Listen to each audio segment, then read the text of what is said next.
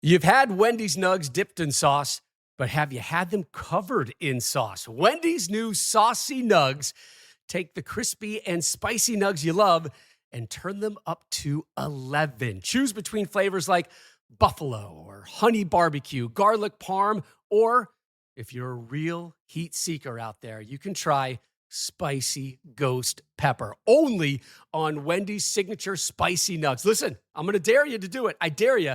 That's 7 delicious ways to try the nugs that you already love. Pick a flavor, grab some extra napkins, and then grab a few more napkins and prepare to nug like you've never nugged before. For a whole new way to nug, it's got to be Wendy's at participating U.S. Wendy's.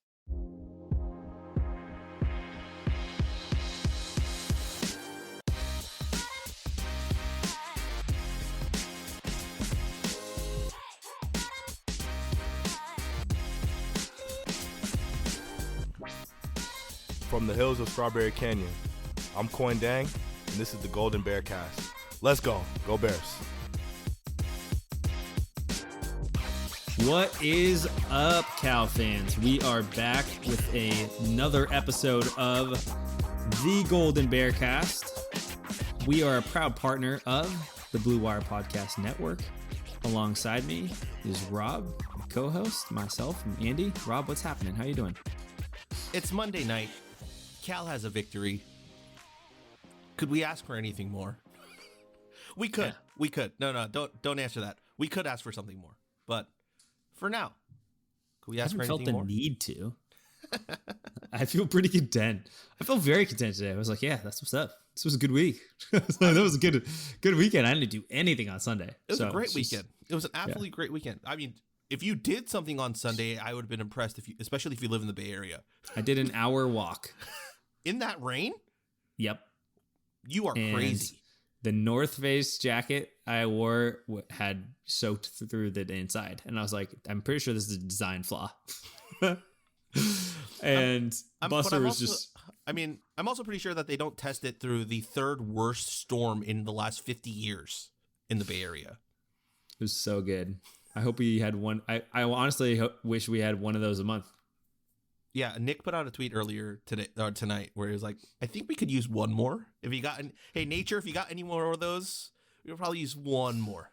One more atmospheric river. Thank you. Yeah, the Dixie Fire was 100% contained. I believe Tahoe has now reached above its normal levels. So Lake Tahoe, yep. Mm-hmm. So we're in a good spot now. And a solid 20 plus inches of snowpack, which is big. So, but we're not here to talk about that. We are here to talk about the fact that Cal absolutely walloped Colorado in what was a exoneration? No. What is it? What is it again? Exorcism. It was an exorcism like the one of Emily Rose. Remember that? Ew. That movie scared me. Yeah. Not a fan. That was our 2021 exorcism. And now we're just going to ride off into the 7-5 sunset and win all the important games. 7-5 means we win out. Yep. Right? That's what's happening. That's what's happening. And go ahead. That was... I think what was very joyful was like reading Nam's novel and reading Nick's post-game report, in seeing the actual positivity associated with the win and everybody kind of recognizing that going and attending a game like that is very fun. And they come few and far between too. They have. Yeah. They have. But you got a shout out on Nam's novel. I did. You got a legitimate shout out. That was like when I knew I had made it. I'm a Cal celebrity now. Nam writes about me in the novel. It's like, damn. I tweeted something that Nam thought was actually valuable.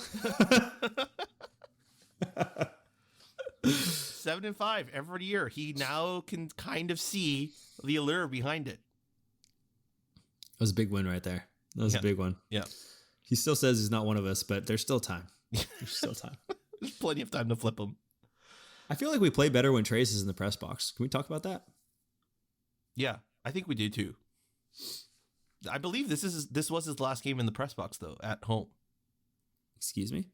Yeah, No Oregon State? I don't think so. Well, Maybe goodbye I'm speaking for 7-5. Trace. Maybe I'm not supposed to say this on the air. Maybe I'll have to delete this. But I believe due to scheduling issues, the next gun he's going to be able to make is Stanford. But that's at Stanford. Yeah. So there's that. But let's talk about this game. Let's talk about Cal, Colorado. Early game, 12:30. And it ended quick, too. It was like did you see how long the game time actually was? Like real time? I did not. 3 hours and 59 minutes. Is that fast? I think so. I mean, I think the average football game is probably around a little over 4 hours. Sonny Dykes air raid, if you're playing 2 air raid offenses, you're probably looking at 5 hours. Oh my gosh. But- the longest football games of Yeah. all time. But it was pretty fast. Just run you through the stats. Cal wins 26-3. Dario Longetto 4 of 4 from field goals. Kaleki Latu with his first touchdown pass. I believe it's first catch as well. And Gavin Reinwald, of course, 31-yard touchdown pass. And those were the only 2 touchdowns. Everything else were field goals. Are you ready to find out what the average college football game is? Ooh, what is the average college football game? 3 hours and 24 minutes. Oh, really?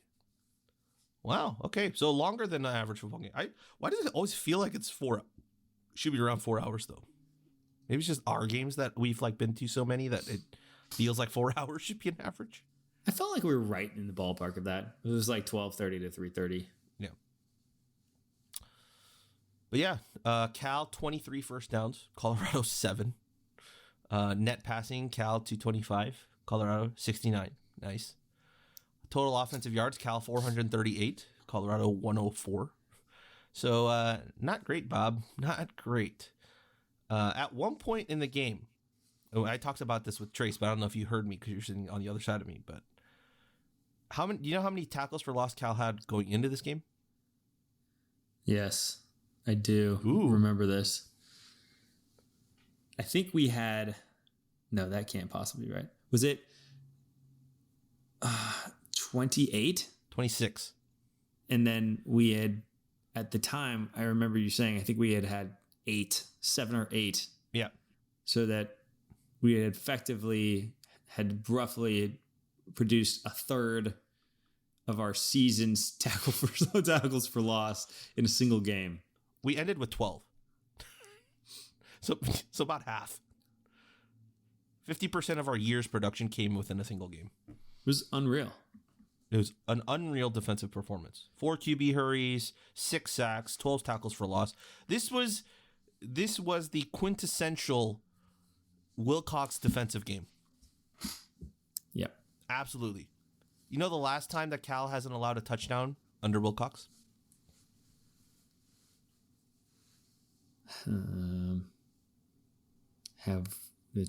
I was like, the Cheez-It Bowl? Damn. That is close. Yeah. Actual answer, I believe, is Washington State, the Smoke Bowl, where we won 36-3, where we smacked them. Yeah. On October the 13th. And it was a Friday. So, yeah, that was the game. Andy, your initial thoughts coming out of that oh-so-sweet victory. Okay, let's see if we can do a tie-through here. Okay. Last week, what did we ask for?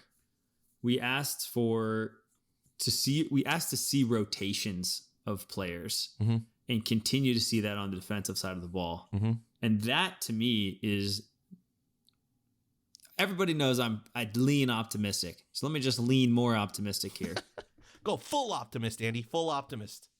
Okay, this is the narrative that I've crafted in my head so you guys can see how insane I am. I'll just say it. I'm just going to come out. I'm just going to give you the narrative.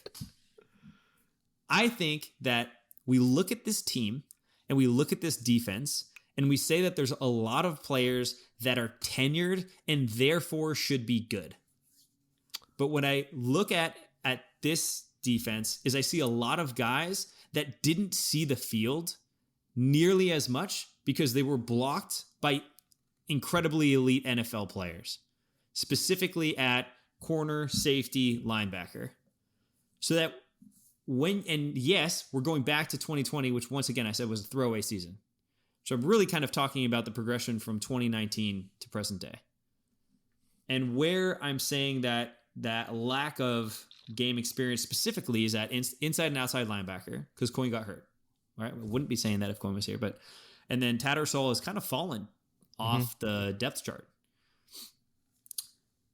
So at those two positions, and then on the outside at corner, right, Chiggy was supposed to kind of assume that role and has been surpassed by Gamble and Hearns.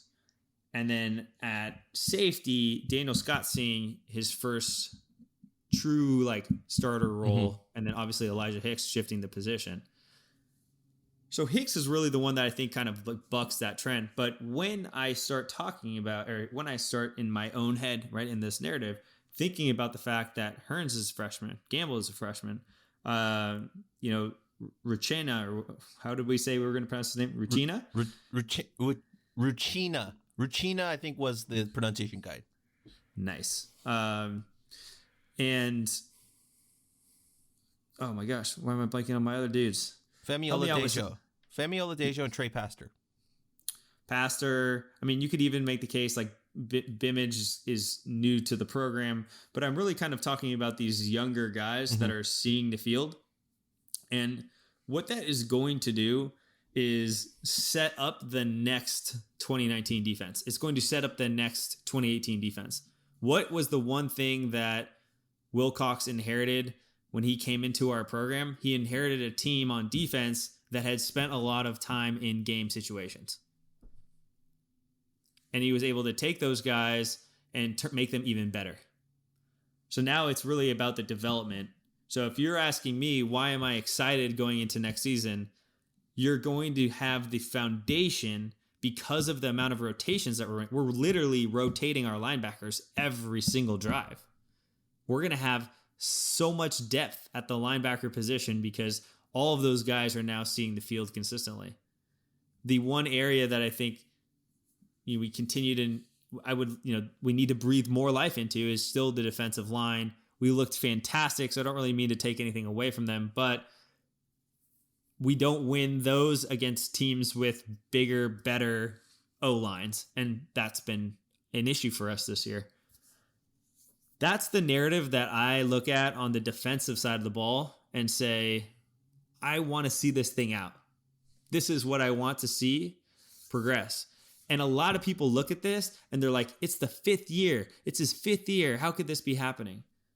But like, what if 8-5 when we went to the Red Box Bowl, like what if that was our early peak?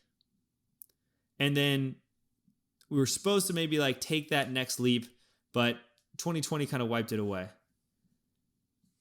So you have the Red Box Bowl, like you're built, like I'm looking at this, like how do you build a program? So you build it, right? 2018, you have a good season. 2019, you go to the Red Box Bowl, you win the Red Box Bowl, 8-5. All right, 2020, whatever the hell that was. And 2021, now you're kind of resetting because, you lost those guys. You lost the Cam Bynum. You lost the Jalen Hawkins. You lost the Ashton Davis. You lost these guys to the NFL. And you needed to bring in new guys. And then 2020 kind of showcased us that these guys were, susceptible. Why was Darius Allensworth so good? Because he came in and he started as a freshman and he played 4 years. I feel like that happened where we would have corner after corner after corner that would come in. Saquon Thompson, perfect example. Came in as a freshman, played super well. He was not perfect. Never was. Same thing with Cam Bynum. Cam Bynum wasn't perfect as a freshman. Nobody is. No one is. But what happens is they get that early game experience and things start to slow down so that by their junior year and their senior year, they're really, really good. And you get that national hype for it. That's what's exciting to me about the defensive side of the ball. Now, it's against Colorado, absolutely. But we're still doing these rotations. And anyone who's telling me, it's just, dude, have you guys watched Oregon play? Dye is elite. That guy is so good. We held that offense to 24 points. We haven't played that bad defensively all year. I think it's been largely overblown, Well, we've gotten better as the season's progressed. which we always do. That's a Wilcox trend. Always. Always. I can't think of a season where we haven't made that progression on the defensive side of the football. Offense is a different story. So, end of rant. That's it. What were your thoughts? I think I kind of are on the same, like, that spectrum where I'm looking at it going, I mean, it's, once again, the caveat here and the asterisk, the footnote, whatever you want to call it, is that it was against Colorado, which I think is an absolutely valid point. I think that needs to be there. So we might not need to talk about 12 tackles for loss. That's not sustainable week in, week out, right? So we can get rid of that. What we can look at, though, is how the team played, like just intensity, body language, all that, and schematically, whether, as Coach Wilcox always says, were we putting our guys in the best positions to succeed? Were we game planning correctly? Did we have the right menu for the week? Right? Are guys in the right spots? Have we built on the mistakes that were made the week before? Absolutely. I for one, looking back at it now, am absolutely stunned that this is the exact same team that came out and performed like that against Washington State. Yep. What the Washington State loss for me was less about the coaching and all of that, but more so just it was just they were lost. Like they had no idea what was going wrong. Everyone just looked like down and sad and upset. Like no one looked happy to be there. But then after the Oregon game, something turned around. Like something even though we lost at Oregon, something turned around, and it wasn't here we go again. It was we can do this. One or two more things happen our way, we win that Oregon game, right? And then they come into this game. I almost said Oregon State because that's what we play this week. But they come into this game and they just explode out the gate. They're like, nope, not happening. Nope. We know we can beat you, and we are going to do that soundly. That is the thing I've been looking for all season. Do not play down to your opponent. Always punch up. And if you can put a guy in the ground by halftime, you do it. And that's exactly what this team did. Looking back at it. There are still some issues, and we'll talk about it, right? But that was my initial thing of like, finally, we are not playing down to our opponent. We are more talented than them. We're better structured than them. We have the better schemes than them. And they all succeeded across the board. Yeah. That was it. I think that what you said at the beginning, that's what I'm looking at. It doesn't have to do with Colorado.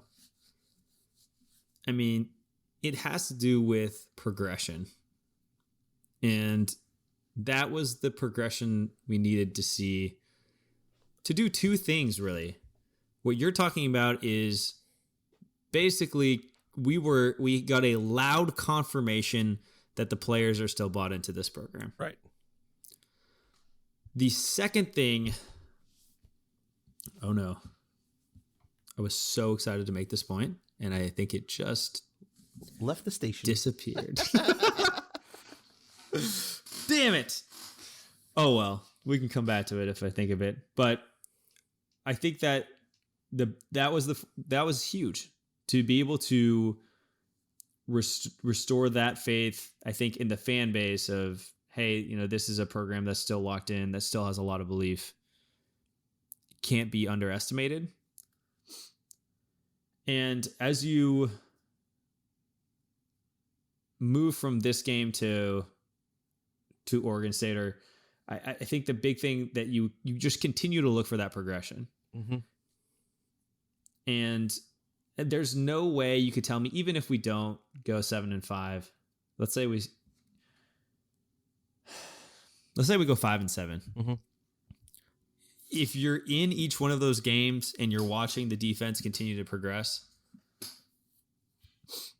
I don't know. I think you can roll. Look, we know Wilcox is going to be here next year. So you roll into that and you say, look, we got unlucky early in the season. We got unlucky in our out of conference. We knew that out of conference was going to be important into the overall outlook of the season. Yes, the Pac-12 is down, but a lot of places are down. I just don't. A lot of people look at Pac-12 is down right now like we should be capitalizing on the down Pac-12. And yeah, I wish we could be doing that. But just, no. We just can't. Like, we're not. It's just, and every other program is trying to do the same thing. I think Oregon State is the only one that you can make the case is taking advantage of it, right? Like, who else? Who else is the not Washington, Oregon, SC, UCLA, Utah program that is fully taking advantage of it? No one. So, anyways, I want to talk about the offense. Okay. Well, can I just give a couple more game notes just to supplement your point about guys being rotated and being excited for what the future may bring. All right. Yeah. So the first point I want to make about what you were talking about is the progression of the defense and how they've gotten better. We started off the season in terms of opponents' points per game at I think somewhere around the 90s or in the hundreds. Okay, that's where we started off the season at. Usually as the season progresses, it kind of increases because you're playing more conference opponents and the scores are being a little bit more leveled out. It's like 24, 27, like games like that. We've actually gone up. So we started off in the hundreds and now we're 55th in the country in terms of points allowed per game. That's where we're at. That's the first thing. The second thing about your point about the younger guys coming in and playing.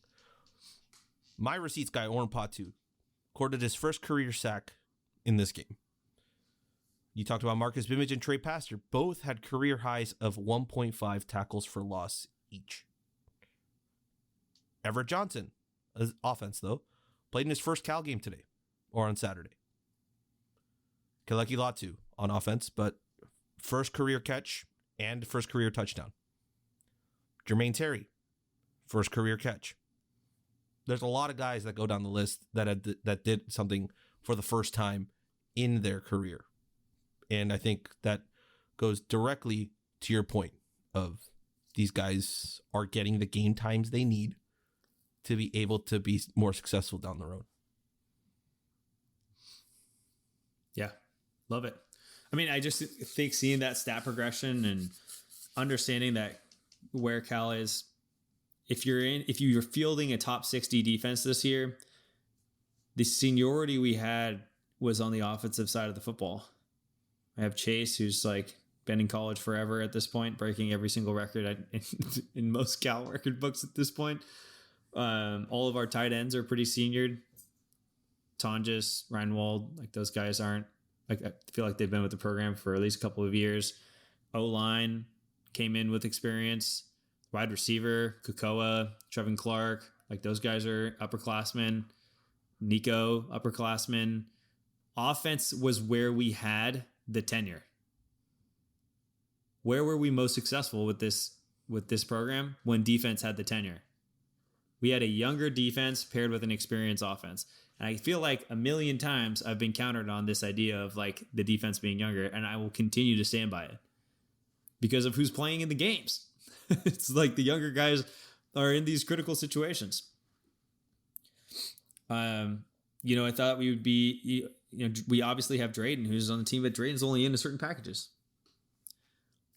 So I think that if you wait a year or two, that's the pendulum we're watching the pendulum shift. The pendulum is shifting right now, and it's shifting slowly.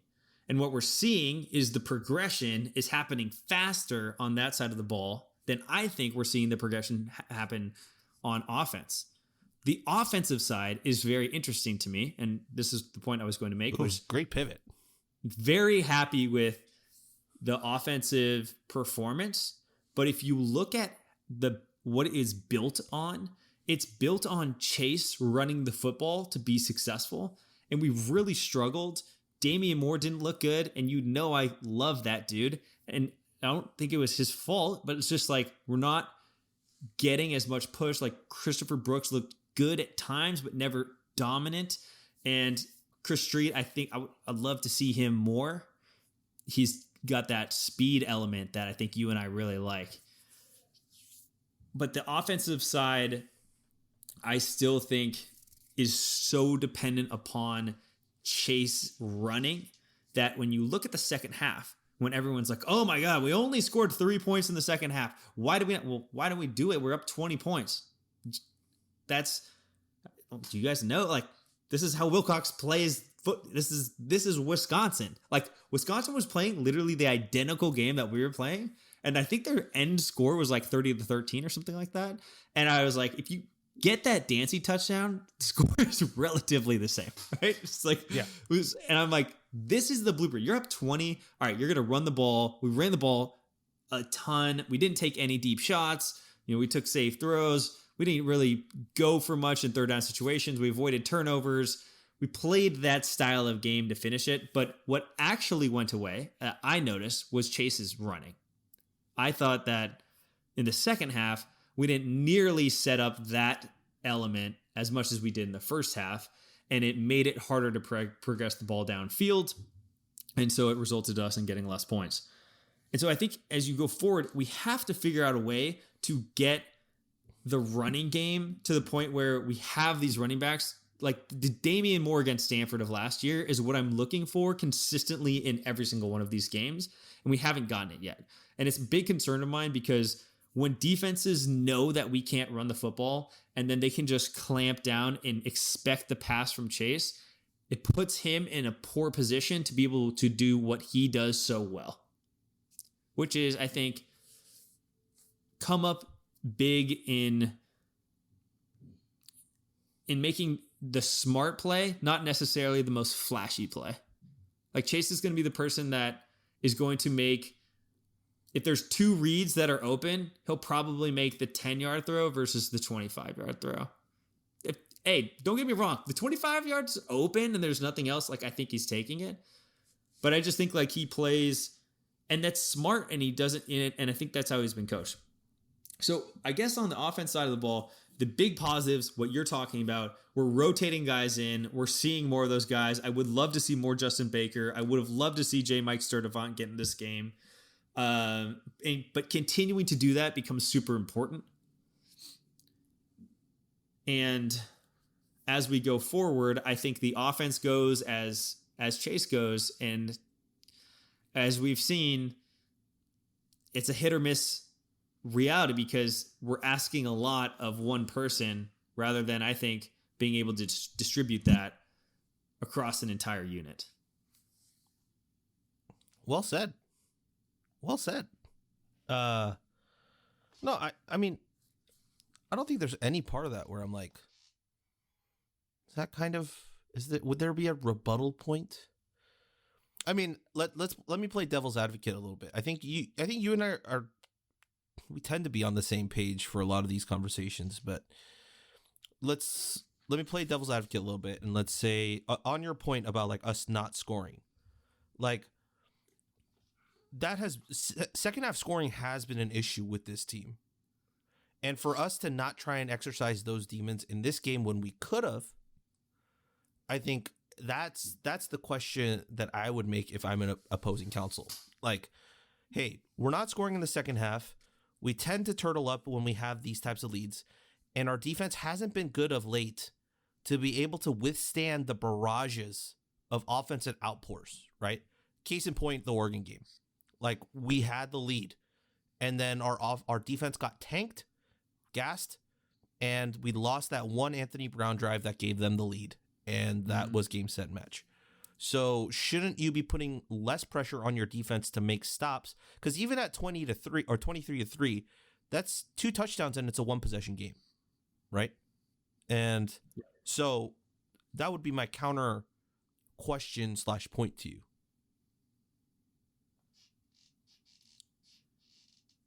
Wait.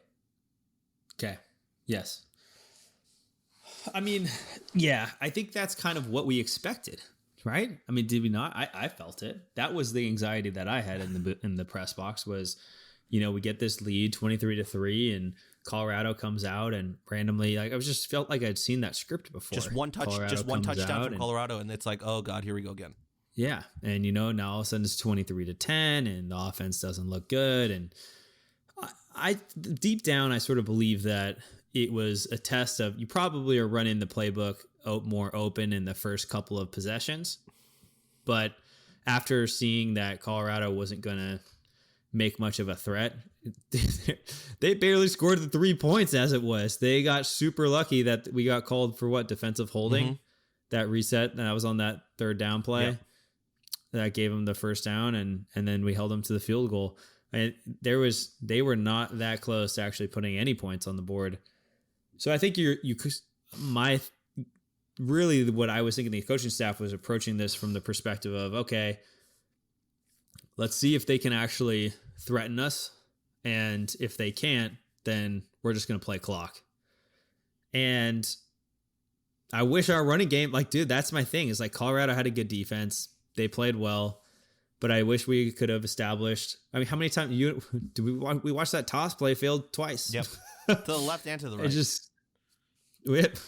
Hey, if it's a toss, it's not going to work. I mean, it just felt like Damian Moore came out the first couple of runs of the game, gashed for like 10, 12 yards in a row. And I was like, okay, here we go. We're going to establish this thing. And we just haven't. And it sucks that Jaden Ott isn't coming. Not that any of our existing guys aren't great. Like, love them all. But we got to figure out how to get a consistent run game going that doesn't revolve around Chase, because he could get hurt.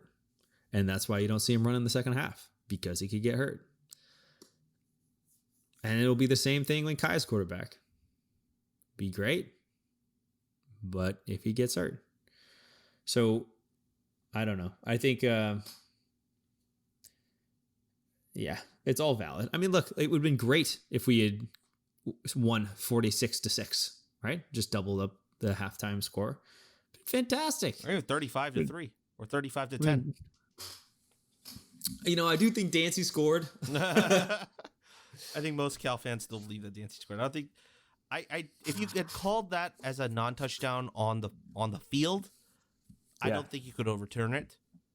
But the fact that they called it a touchdown and they overturned it, I was like, there's not enough evidence. You can't unequivocally tell me that his knee touched. I think you said that it looked like his calf was down, but I didn't necessarily see the knee. I know, yeah. But all right, look, we got to talk about special teams. Okay. Longhetto is money. Money, Rob. What, did you expect this? No, but like you and I were in the box, and do you remember me clamoring for us to go for that like 53-yarder? Where I was like, just kick it. Just kick it. Like, you let the guy at least try for like what was it, like a 56-yarder at Washington? And you're at home and you're up and you're not going to let him attempt like a 54-yarder. Like, just do it. And we punted and it went in the end zone. Yeah, I was like, it was like a difference of 18 yards. I was like, just do it, you cowards. Let Longhetto kick. Just let him kick the 50-something yarder. But what? You hit a 49-yarder, a 30-yarder, a 51-yarder, and a 33-yarder. Yeah. All over the field.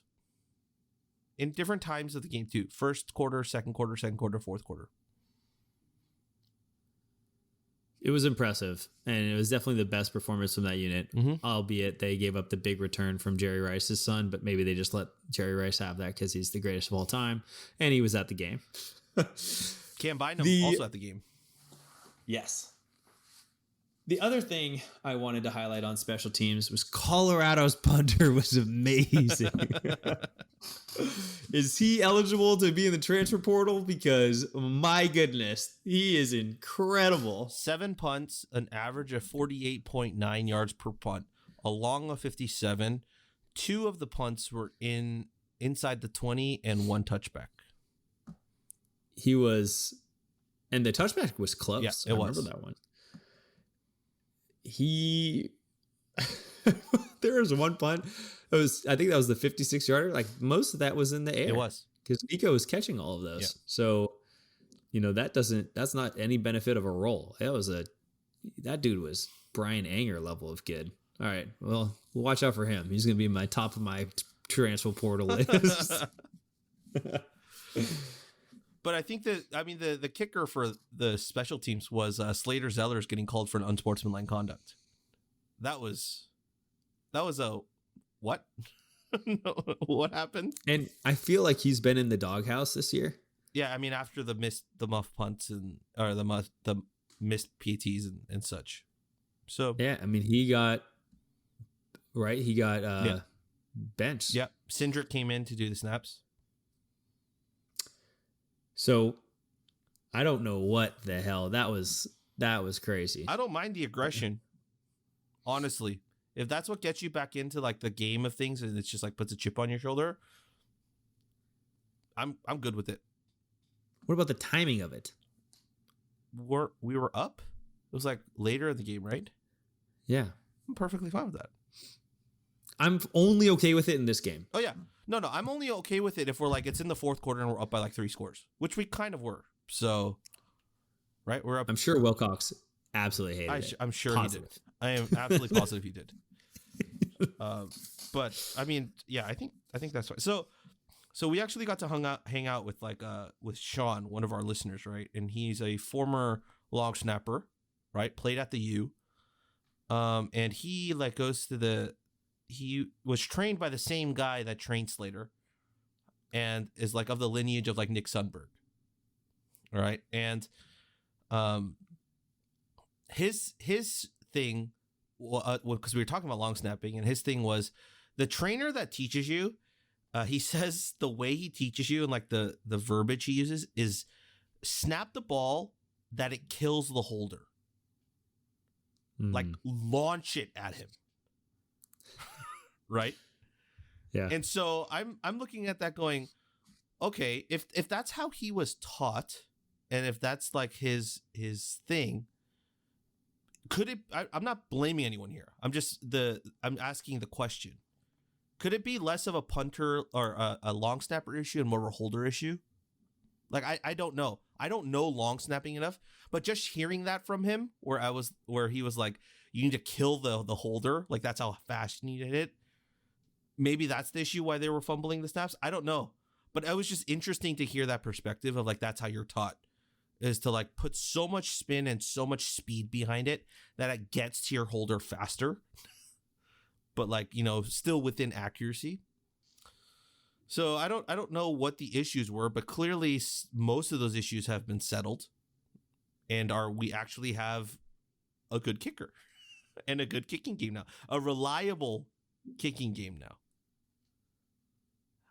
There's an inkling of me that does wonder, like when we get to the big game this year, like is Stanford going to overload one side again just to test us out again, like from last year? Definitely, David. That's absolutely going to happen. David Shaw gamesmanship. Yeah, I think. There's so many little things from this game, but we have a bunch of questions, bunch of comments. I think that'll help continue our conversation on this. So let's start at the top. All right, because after every game, if you're listening to this for the first time, after every game, what I usually tweet out from our Golden Bearcast account on Twitter, as I said, I always say, send in your takes. Like it can be opinions. It doesn't have to be questions. Like your thoughts on the game, your thoughts on a specific player, or like a team moment, whatever, anything about the game, whatever you want to do, you send it in, we read it, and we discuss it, right? All opinions are valid. That's the whole point of a podcast. You're listening to our opinions. So why isn't your opinion validated? You could easily just start a podcast as we did. So we start at the top. We start with Sid.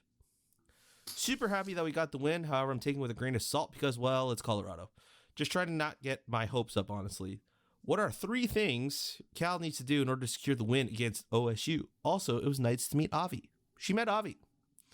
Yeah, it's awesome. And Avi replied to her saying, sweet, or nice to meet you too. See you at the tailgate next week. I think Avi invited her to the tailgate. So if she comes to our tailgate, she'll get to meet all of us. But yeah, Andy, what are the 3 things that Cal needs to do to secure the win against Oregon State? Cal would need to take advantage of a weaker Oregon State defense. So offense has to win. basically look at this as what Wilcox said is guys have to win their individual matchups. Offense has to win their individual matchups. Offense has to win their matchup against Oregon State's defense. Secondly, I think defense just needs to play good enough to win the game. So you're not going to see 3 points from Oregon State, but if they can hold them to 20 points, notice very specific number, 20 points or less, we have a really good chance of winning that football game. And we need to simply avoid costly mistakes and or create turnovers. I don't know. I feel like a coach right now. So vague. So perfectly vague that you really couldn't like poke any holes into it, but there's nothing of substance. Yeah, I mean, Andy hasn't done his research on Oregon State too, so it's not like we point out guys on Oregon State like we need to attack that dude. Are you kidding me? What about my boy from Laney? Right. Cornerback. From Last Chance U? Yeah. No. Yeah. I mean, I know Oregon State's defense is I mean, it's Jonathan Smith's coach team. Like, you know what you're gonna get. Really good offense, super beatable defense. And then we need to win. We need to win in the areas that are the toss-ups. So we need to win special teams. We need to win the field position game. We need to win turnovers.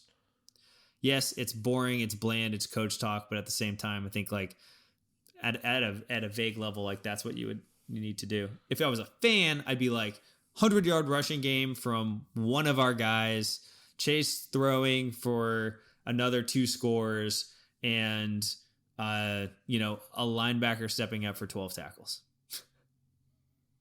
That's my fan take. What about you, Rob? Same question. I think the first thing that has to be done is that we can't go with the game script we've gone all year. And by game script, I mean like narrative of like how games have gone. Because if you didn't watch Oregon State last week, they played Utah, right? And Utah was up. And then Oregon State decides our offense is going to start to turn up. And in the third quarter, scored 3 touchdowns unanswered. They scored 21 in the third quarter, and they come back to beat Utah. If that's the way the game script goes for Oregon State, it's ripe for a loss for Cal. Because that's exactly our game script, right? We're going to go up to like a 17, like 6 lead or something like that, a half. And then their offense decides to show up, and our offense starts to, turtle a little bit because we're okay with the lead we got. And then our defense is just gassed, takes one series off, and it's the Oregon game all over again. And they run rampant on us. This Oregon State offense is actually, I think, better than the Oregon offense as a team. Individual players, I think Oregon might be better, but as a team and what they can do. So if it can't follow that script.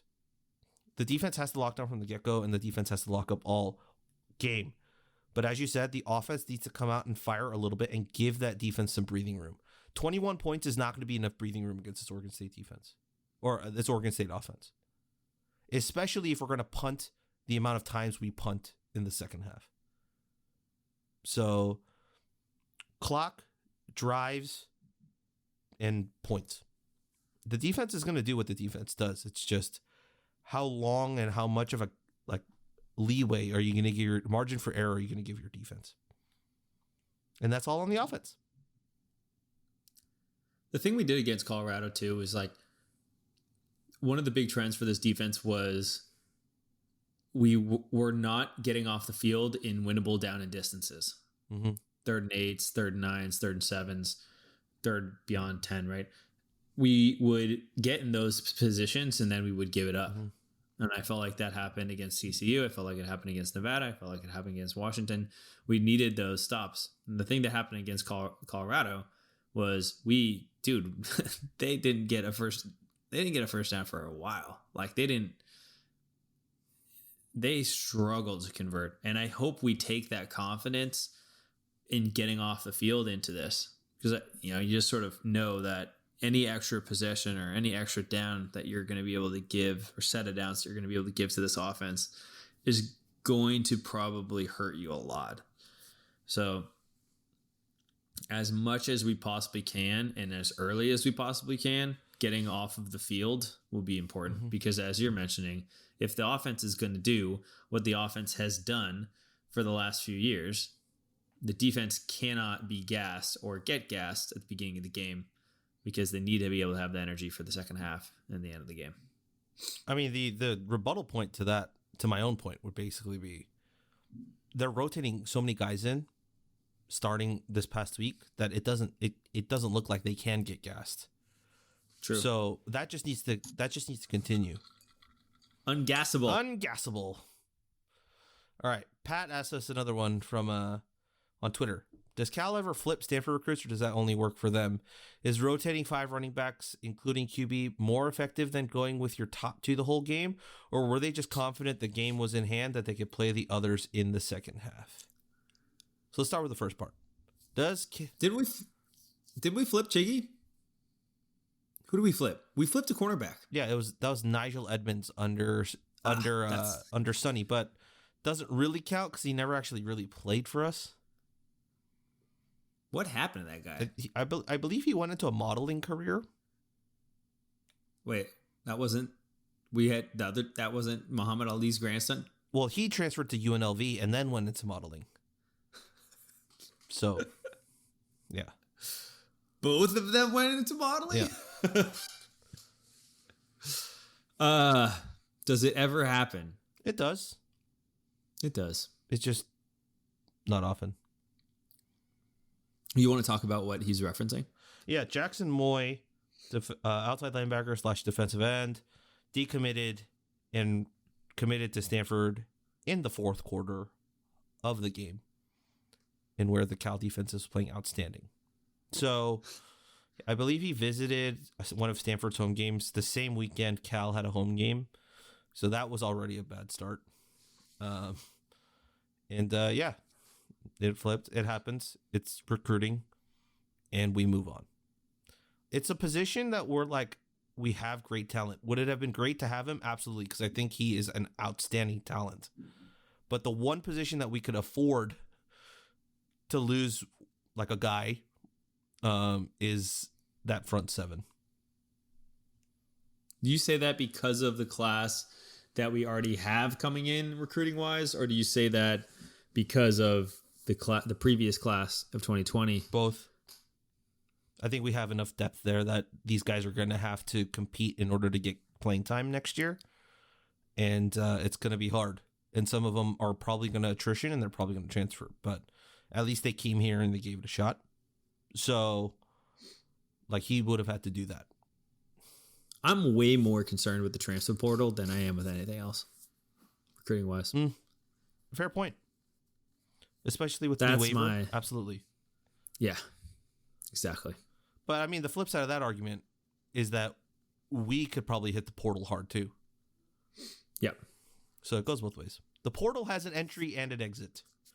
It is not a one-way street. They need to make a Marvel movie about the transfer portal. That's the mysterious that's place. the Spider-Man movie that's coming out in December. The multiverse? Yeah. Let me ask you about that. You can answer the second one. Is rotating 5 running backs, including the quarterback, more effective than going with your top 2 the whole game? Or were they just so confident the game was in hand they could play others in the second half? I mean, this is a great question. I think that I stick with, well, one, we've been asking for the rotation. We look at rotation as, here on the Bearcast, we look at rotation as a good thing. But the other thing to be said for it was I didn't think Damian Moore was showing. It just wasn't his day. And I thought Christopher Brooks had better runs. Chris Street did DeCarlos play? DeCarlos did not suit up. He's week to week. DeCarlos didn't play. I miss him. DeCarlos. My receipt guy. I miss him. But yeah, I thought Chris Street looked good. And you don't get to see those flashes if you're not rotating. Yep. So for me, it's let's get as many, especially in that situation. I was actually shocked we didn't throw a backup QB in. Yeah. At the final drive. And let somebody else have it. But we did see Jermaine Terry, which was so awesome. You guys, like, if anyone wasn't at the stadium, Jermaine Terry is so big. The dude is humongous. Like, he looks like Vernon Davis out there. It's just hilarious. He looks like a transformer and everyone else is a human. He could be amazing. So it's just so good to see that and Kalecki get more involved in the offense. You get the sense that Kalecki is progressing very fast. 6'7" will help you do that. And Terry is a little bit behind that. But when we're going to have those two guys be our two tight end set, oh boy, that's going to be unbelievable. So yeah, I guess I would say like it's both. You want to see the younger guys. It's game situation in that the game was basically entirely out of hand. And I also think it's game situation in the ineffectiveness of your other running backs. I don't know if the line was setting up a ton of really good holes, but yeah, I don't, if anyone watched the Niners game last night and watched Jonathan Taylor, yep, the way that he sees the field is awesome. Like, Wisconsin running backs. Yeah. He just doesn't ever like, the big thing with him is I feel like he doesn't necessarily just take the hole because someone tells you like, always run into the hole, like follow your, like he'll actually take the time. And like, that's what I love so much about Damian Moore. I honestly think like maybe he got hurt in the Washington play. Like we know he got hurt on that play. He just hasn't really looked right since then. And as being what a fan can see, hey, it looks like he's not right, maybe showing well in practice, but that's what I really like so much about Damian Moore is that he has that vision. He can actually see, like he instead of seeing the whole, like instead of being like, okay, the play is designed to go this way, I am going to go this way. Damian Moore will actually take the time to observe and say, oh, actually, there's a lane open up over here that I'm going to take instead. So I hope that we can continue to develop that among other running backs, but I would love to see us show a little bit better against Oregon State in that department. I think the only thing I'll add on is coach has always said guys earn their snaps in practice and what they do with the limited snaps. I think the reason they played 5 guys was other guys are starting to show and flash, and they want to see what those guys can do in practice or in game now.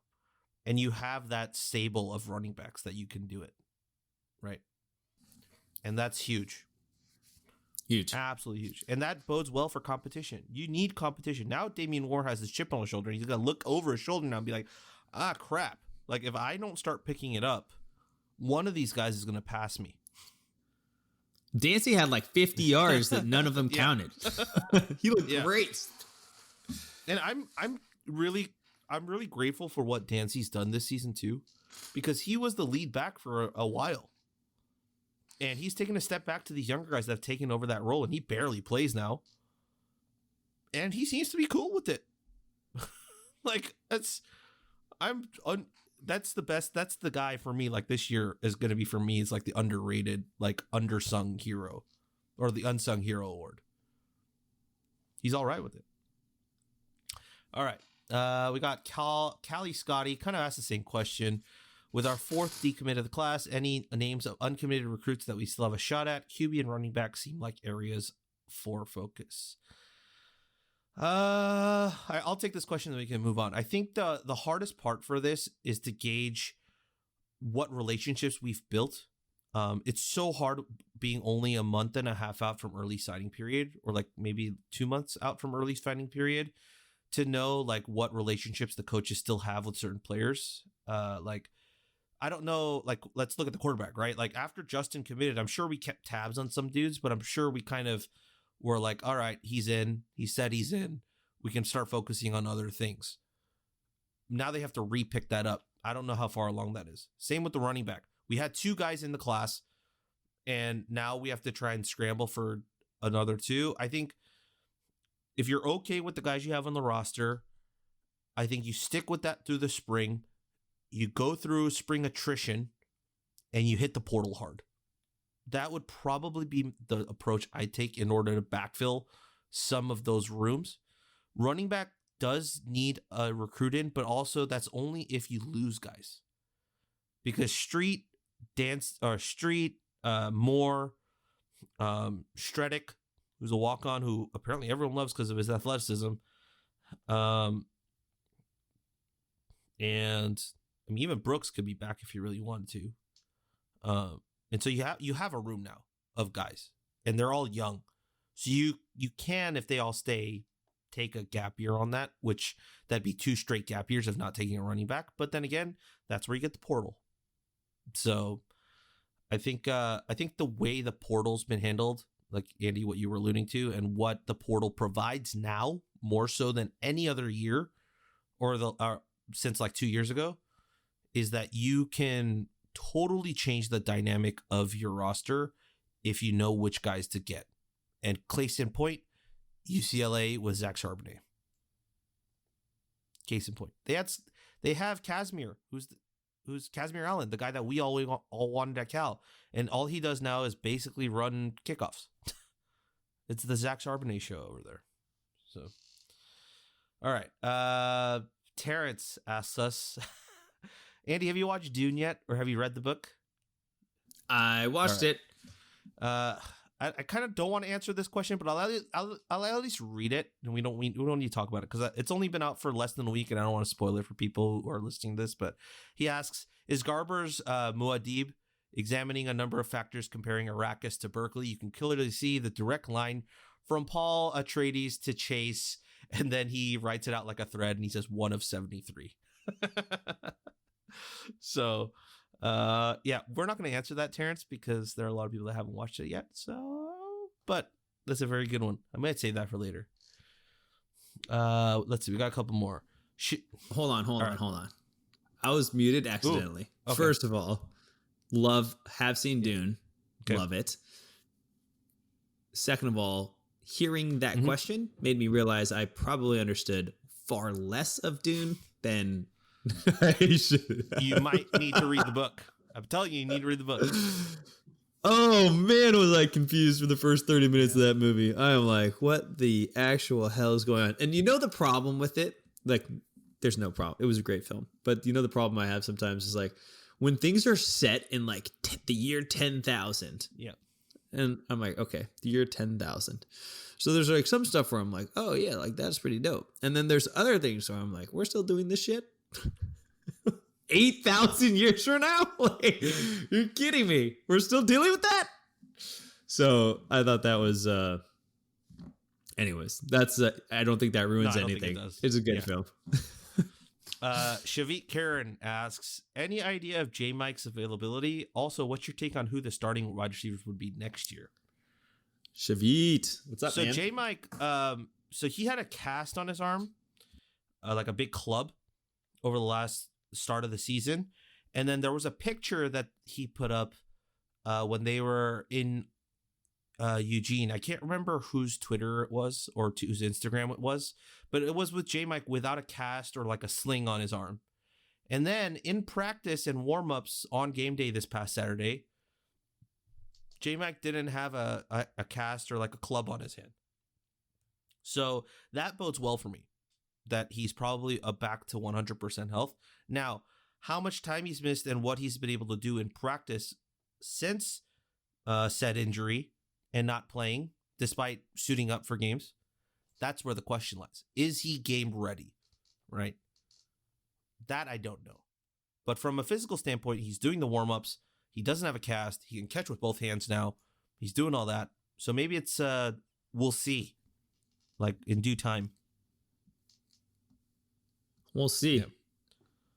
I think that it will depend upon how much these games matter. Yep. Is that fair to say, do you think? Yeah.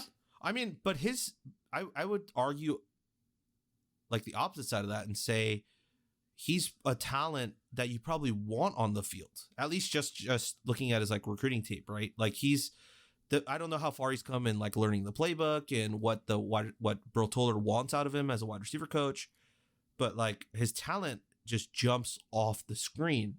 So I would say you'd probably want that on the field. question is, who would he even take? Whose snaps is he taking? Like, unless there's injury, I don't know if there's any guy you could probably take snaps away from. So, and maybe his body's not at the place where he needs to be to play as well. People forget Jermaine Hunter, like, he had a full year of college strength and conditioning. Yeah, Jeremiah? like he was here last year. Yeah, like on campus. So, but next year, okay, let's talk next year. So let's talk about who the guys we think that are probably gone. Right, Nico's probably gone, Kiko's probably gone, Trayvon's probably gone. Yeah, like at least just from seniority. We're not even talking about attrition and transfer portal. So with that said, I think it's pretty easy for you. Okay, yeah, give me them. Who's your starting four? Oh gosh, now I'm concerned. Jeremiah Hunter is 1. With Bonafide number 1, yeah. Baker's 2. He plays in the slot, okay. Sturdivant 3. Okay, plays the other outside. And who'd be your other? I don't know. I only got 3. Maven Anderson. He hasn't I don't know yet. Maven Anderson hasn't played yet. I think Aiden Lee might be one of those guys. Monroe Young might be one of those guys. Yeah, Monroe Young. That's a good one. Yeah, so Tommy Christakos might be one of those guys. There's a few guys. It's spring ball is going to be really fun to watch, especially if Chase decides he's gone, and he can't come back for another year, by the way. If Chase decides he's gone, and now we're going to have a quarterback competition and a wide receiver competition at the same time come spring ball, that is extremely exciting. Extremely exciting. Yeah. Wide receivers were... They recruit. Man, the Kai era is going to be fun. It's going to be fun. That's if Kai wins the battle. I'm telling you. You're a believer of Kai, so. Whenever it comes. All right, we got 2 more. We got one from Kai. Talking about Kai, we got one from Kai. He has 3 points. The first one, 2 touchdowns versus Colorado equals bad. Turtling in the second half, keeping opponents around equals bad. Sucks that a missed play by Cal's defense could have changed that complexion of the game in the second half. Second point is the underneath routes worked? ? And the last point is, can Cal score enough to keep up with the Beavers? Wait, can we go through the bads again? So his first point is that 2 TDs versus Colorado equals bad, because arguably they're probably the second worst defense in the conference. Turtling in the second half and keeping opponents around, also bad. And then his last point from that is that it sucks that a missed play by the Cal's defense could have changed the complexion of the game in the second half. And what was that? I think it was the interception. Or was it the kickoff return? Was it a misplay by Cal's defense? Okay. 1, good question. Thanks for asking. Thanks for listening. 2, fundamentally, we see the world differently. And that's totally fine. And I think that is, I really like the difference of opinion on it. For me, I look at it, I'm like, I wouldn't look at the 2 offensive productions. And if you look at things like that in a vacuum, statistics are really helpful, but you can't just lean into stats. Like, it has to be a blend of both. And if you look at the overall game flow and what was happening, it didn't call for more touchdowns. You don't need them. Sure, it would have been great to have a couple additional. We only have 2. We had the Latu touchdown. We had the Reinhold touchdown. Yeah, is that 2 it? touchdowns, two tight ends. Yeah. I mean, I just... And then I don't have any complaints about defense. Like there's just not a lot of things that I think I would take away from that. And the offensive production in the second half, we kind of already covered. There's a lot with football and understanding like what your coach wants to do. Wilcox wants to play this style of football, wants to win these games. He wants to win 9, 10 games playing this exact way. This is the way you play it. You play ball, you play control, you play clock. When you get a lead of 20 points, it's basically a coffin, right? That's what you want. These smaller leads where Dude, of course, if it was Sonny Dykes, we had a 20-point lead. None of us felt safe. None. We all were still anxious. That's the style of football he wants to play. Run and gun, run up the score, 55-45, like massive, massive scores, right? That was the whole idea of the air raid offense. This is very different. Like, we're not playing that style of football, a 20-point deficit from an opponent. They should look up at that and say, holy shit, there's no way we're coming back from that. How are we possibly going to catch up? That, I think, is the identity of the program that Wilcox is trying to build. So for us to go and highlight specific things like the number of touchdowns without acknowledging where the score was at that point in the game, I'm not sure is a totally accurate reflection of what's really happening. Yes, it's an interesting data point, but in isolation, sure. But if you broaden that out and you have to move up to your 5,000 to 10,000 foot view, you get a bigger understanding of where this fits in and how it actually fits into what we saw. Therefore, that's kind of why I look at this and say, that's really how I build my perspective on this is a game that went almost 100% to script. And we haven't seen that. And that's also why I think you've seen a slight turn in some of the post-game pieces that were there, that we're talking about. There was a little bit of, like a tiny bit of light that I think opened up on this door. And people were like, oh, damn. Oh, I remember my second point. Yes. All right, we'll go full circle on this. God. I had... No, I forgot it again. Damn it. All right. Well, it was there, Rob. It was there. I was too hyped. Come on. All right, give me a second. Distract me while I think about this. Let's backtrack a little bit. What you were talking about. You're talking about the little sliver of light from Wilcox and his pressers, and people were like, oh, right. So what's the second point? Oh my God. It disappeared twice in a recording. Oh my God. I'm not even deleting this. I'm just going to keep this in. This is well worth it. People that come full circle and be like, oh, we're going to get that second point. Oh, Such a letdown. Such a letdown. What the hell? It was right there. Honestly, the laugh threw me off. All right, onwards. It was a good question. But all right. So his second part was he was talking about underneath routes working, which I think is a product of them clamping down on Chase running, because his first run of the game went for 38 yards. And I think they started to clamp down on it. So that's what they were trying to stop. Ultimately, it worked, and they started to run the ball and throw the ball elsewhere. And that worked. It absolutely worked. So he did what the offense gave. Like, Tom Brady was on the Manningcast earlier today when I was watching Monday Night Football.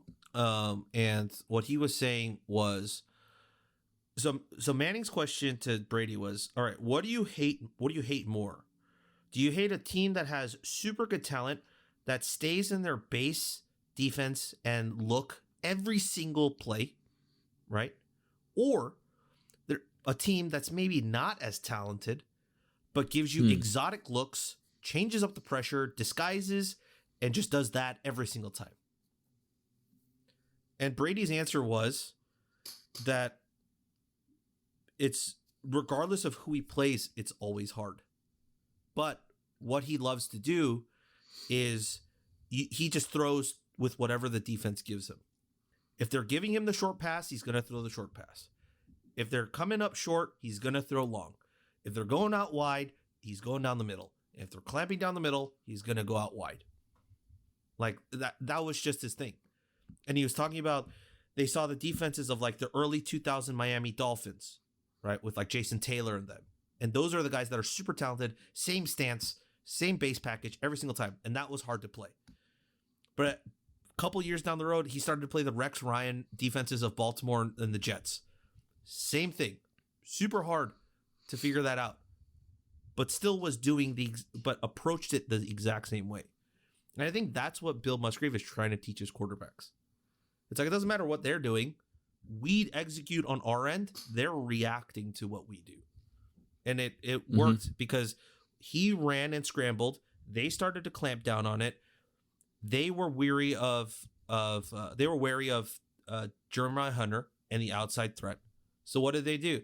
They gave us the short outs and they gave us over the middle and the underneath throws. we took advantage of that. That exactly what happened is that's what the Reinwald thing. It was like a 28 yard or something like that. But I mean, in essence, that's like a quote unquote short pass, right? And it's not like a 40-yard bomb down the line. And the Kalecki one was just a little out route. Was it an out route? It's more like a corner. It was more like a corner. Or was it a smash? Something along those lines. I can't remember exactly what the route he ran was. It was a smash route. But yeah, also not that deep of a pass. Fairly short. But they were giving them that. They didn't want to take the top off. And he worked with it. And that's why those underneath routes worked, in my opinion. Last one. Can Cal score enough to keep up with the Beavers? What do you think? I think that's the golden question. Hey, really. The rule of 21. There's only one game under the Wilcox era that doesn't apply to the rule of 21. So, and that's the Cheez-It Bowl. So, the rule of 21 works. Does it work against these Beavers? Who score an average of... Let me check here. Did I pull this up? If it'll load, because I had this up. Oregon State. They score 35.1 points per game. They're going to hit that 21 marker real quick. I don't know. That's the biggest matchup. It's the biggest matchup of the game. And I love the way that the question is asked because it's can Cal keep up? So it means it's on the offense to take advantage of Oregon State's defense. I think that's spot on. I think that's the matchup. Offense has to win its matchups in order for us to be in this game. And this is the season that we're having. Offense has to play well enough for us to be in these games. As we look forward, like the future that I really am hoping that we're building towards is one where we'll be able to rely defensively instead of the offense. And that is where we've had our most success under Wilcox, is when we've been able to say, yeah, whatever, you take the ball. We'll just shut you down again, right? That was the Evan Weaver defenses. We're like, yeah, all right, game on the line, punt. You have it. We believe that our defense will win this game. Now, we've had some really good wins when we've trusted the offense. We had the Ole Miss win. We've had the win, the big game win. But, the big ones, like I can think of, like the USC win, the defense won us that football game. Not trash talking? Yep. Won us a football game. But that's what we would do. We would just be like, you guys try to drive down the field. But the obvious answer here is to not have to do that, to be balanced enough where you don't have to do that. But to me, like, that's where we're going. And I hope that this, the big thing that you go into Oregon State, I think as you go into Oregon State, you hope that you start to see, you continue to see the progression on that side of the football. Can Cal hold them to 20 to 25 points? That's exactly it, right? They score 35 points per game. If this defense does what it's supposed to do, then I think realistically, like outside of like another Washington State like huge shutdown of their offense type of game, they're gonna at least, in my opinion, score at least 25 to 28. I think you could take a touchdown off that board. I think we'll get to that point. So if they stop at 28, can you score 28 or 29 to keep within reach?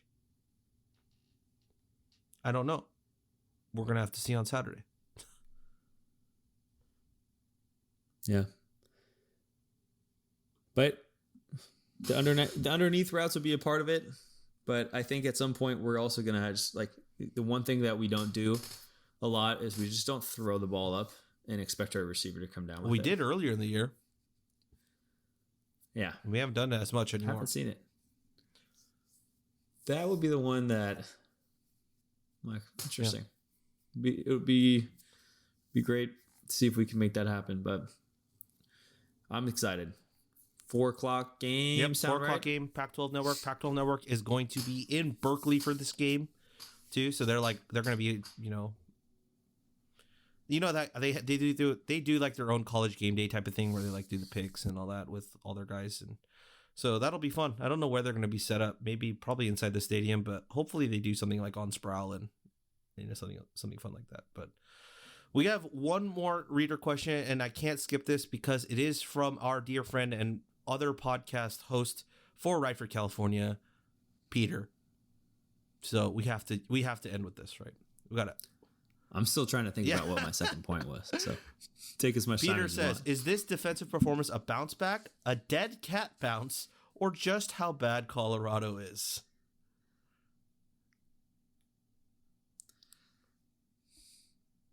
I think I remembered what my point was. Say it. Wait, I'll answer this question first, real quick. Wow, there's a bold I think it's a move. progression. I think it's a defense that is on the rise. It's not a bounce back. It's not a dead cat bounce. I'd say the bounce back happened against Oregon. And that would be it. Your All second right. point. Do you remember what my first point was? That's a very good question.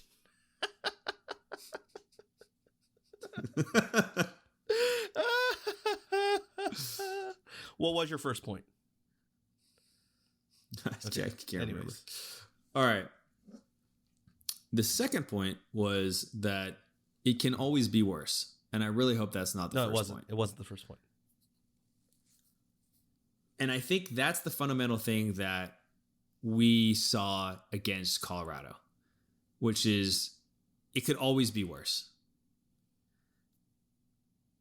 And if that picture, I mean, I know we see it with basketball, but it's harder when you're actually looking at the football equivalent of worse.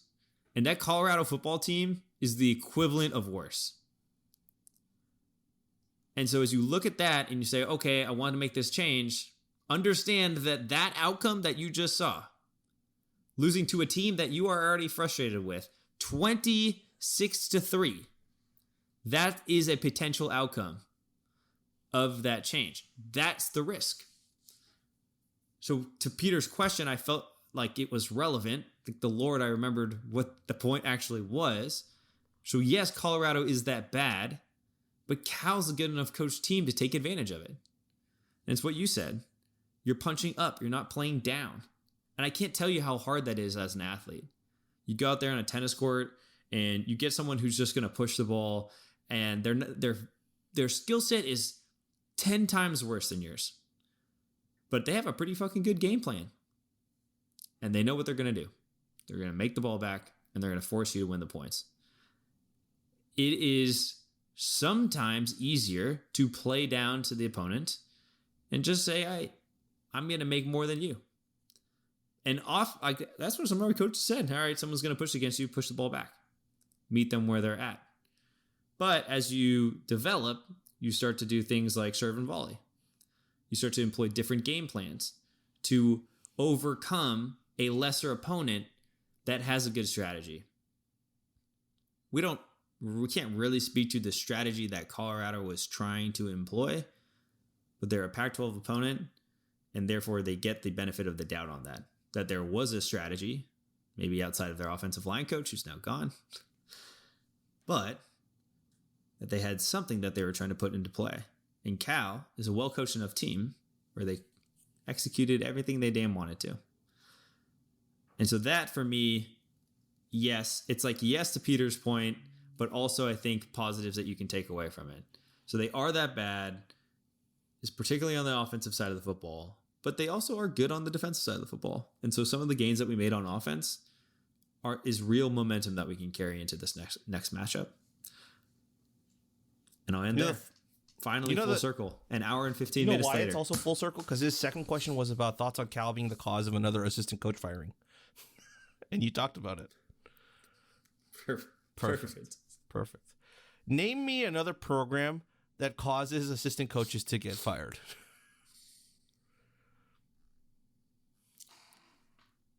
Stanford got head coaches fired the week after playing them. But we so got funny. A position coach or a coordinator fired after beating them. That's my thing for this. So, I tried to think of one. I couldn't. And the crazier part is I was like figuring out, like, did we ever get an assistant coach fired under Tedford? Because if we have, that's 3 straight regimes at Cal that have impacted another opponent's coaching tree. Dude, you gotta imagine those Javid years when he's running for 300 yards. I'm sure there was a defensive staff member that was fired. Was that did we get Tyrone Willingham fired when Javid ran? What was that in 2008? I think, where he ran for like 200 or 300 yards or 400 yards and like 4 or 5 touchdowns and single-handedly destroyed Washington. Yeah. But anyways, that's it. That's the pod. We haven't done this in a while, so we have to end with this. We've always used to do a victory cannon, right? We always added something into it. Andy, I think, just thought of something because I saw a twinkle in his eye. No, I was just excited. We have the victory cannon after a victory. Well, Sac State. But we haven't done the victory cannon in a while, and it's probably because we've been losing. But it's our second victory, our first Pac-12 win of the year, so we might as well do one, right? Gotta celebrate the victories. Okay. I got an out-of-pocket one. Hit me. I think that there's a lot of different things that I try to talk about in regards to awareness, and this one is a little different than where I usually go, but with Veterans Day coming up and understanding that all of the veterans this year had a particularly challenging year, particularly those that served in Afghanistan and what happened and how it concluded, it's just been a lot. So if you know someone who is a veteran, sending them a nice message, checking in with them, supporting them in some ways, great. There is a program that I just sponsored a wreath for through a colleague of mine, where they go out and they lay wreaths on the fallen the fallen veterans' graves, and they lay those out. It's really nice. It's very affordable. It's $15 to sponsor a wreath. It's really not a huge thing. And a wreath. Did I say wreath? Good Lord, wreath. And I highly recommend just, I think it's a pretty simple name. I can probably pull it up here in a second, but as your, Veterans Day is coming up, just please have some veterans in mind. If there's a veteran owned business that you can support, like our dog trainers, veteran, just someone that you can send a nice message to and say, hey, thanks for your service. That's all it has to be. Whether or not I have my own perspective on, if we should be in these wars, all that type of stuff. But at the end of the day, it's not really, you don't sign up to question those decisions. You sign up to serve. And it's a very honorable thing to do. And we should support those people through a pretty tough time. You know what? I'm going to make it a little bit more specific from your comment, because I just saw this on my Instagram feed today, and I think it's a perfect segue. So my buddy, I'm shouting him out here, Paul Kim, my buddy Paul Kim. He is a former Marine, and after his years of service in the Marines, decided to go back to school, right? He got into an Ivy League school. He got into Brown. He was of the mentality of, if I'm going to go back to college, I might as well go to the top. And he got into Brown. He's at Brown. All right. You can follow him on Instagram at general_Kimbo, Kimbo. He's not a general, by the way. That's just his thing. But the Ivy League Veterans Council for this week is doing like a runner donation, right? So my buddy Paul is running. Like, he's actually physically going to run. I don't remember how it parlays, exactly what the exchange rate is, but the amount of money you donate to him, he'll have to run that amount of miles. So his entire thing on Instagram is if you want to watch me suffer, just donate a couple bucks and you can watch me run. And all of this money goes back to the Injured Marine Semper Fi Fund. With him being a former Marine, I think this is perfect. So if you want to do it, Once again, his Instagram handle is general_Kimbo, Kimbo. And in his about like bio, there's a link, a Go Rally Up link, and you can donate to him and watch my buddy run. If you're able, if you're willing, please do it. I would love to watch him run more miles just because I shouted him out on a podcast. Love that. Can you tweet the link? I will. Okay. I will. I'm not even going to tell him. And he's just going to get a bunch of these donations from names he doesn't even know. Donate in the name of Oski. In the name of, everyone donate. Everyone do the thing. If you're going to donate, okay, I'm going to ask you to do this. Everyone donate like they did for the Shutdown Fullcast donations they did earlier this year. Just donate with some random Cal, like former Cal player name, or like a Cal stat of some sort, right? The amount of, because when I donated, I did the total number of tackles in the Cheez-It Bowl. that was my stat. So do something fun. And then after this donation thing closes, I'll let him know that's where he got all those random ones. If maybe I'm expecting too much from our listenership, but if we get enough, I'll just be like, hey, that's where you got all the random ones, man. Now you got to run those miles. But yeah, Paul, you're probably listening to this in post, but I hope you run a lot, man. Do it at Brown. I don't even know what the... That was perfect. People are going to think we planned these. We did not. This is why we've been podding for years. Off the cuff. Yep. We might spend too much time with each other. That might be it. But that wraps it up for the California Golden Bearcast. Once again, you can find us on Twitter at Golden Bearcast. You can find all the written stuff at writeforcalifornia.com. You'll see all of the stuff that we write and all of the Oregon State previews. All that will be going up. Of course, if you're listening to this before the Oregon State game, there should be a Know Your Enemy podcast where we interview someone from Building the Dam later this week.